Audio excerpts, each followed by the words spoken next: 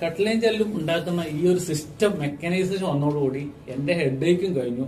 പ്രൊഡക്റ്റിന്റെ quality കുറയോ എന്നുള്ളൊരു ആ പേടിയൊക്കെ മാറി. കാരണം ഞാനുണ്ടെങ്കിലും ഞാനില്ലെങ്കിലും ഈ സിസ്റ്റം വർക്ക് ചെയ്തോളും, പ്രൊഡക്റ്റ് വന്നോളും. അതിനകത്ത് വർക്കേഴ്സിനും അവിടെ ആര് വന്നിരിക്കുന്നു എന്നുള്ള പ്രശ്നമല്ല, ആ സിസ്റ്റമാണ് അവിടെ വർക്ക് ചെയ്യുന്നത്.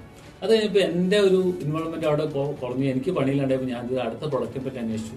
അതിനാണ് കോമ്പൗണ്ട് വാൾസിലേക്ക് ഞങ്ങൾ മാറുന്നത്. കോമ്പൗണ്ട് വാൾസ് ചെയ്യുമ്പോൾ കുറേ വെറൈറ്റി ആയിട്ടുള്ള കോമ്പൗണ്ട് വാൾസൊക്കെ ഞങ്ങൾ ചെയ്യാൻ തുടങ്ങി. സ്നേഹമധുരം, പിന്നെ വലിയ സൈസിലുള്ള.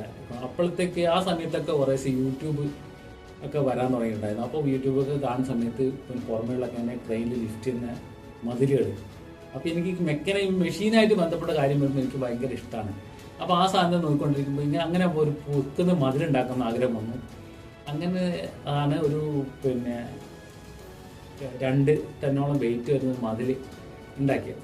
ആ മതിലുണ്ടാക്കി അവിടെ വെച്ചപ്പോൾ ആരും കൊണ്ടുവന്നില്ല. ചെറിയ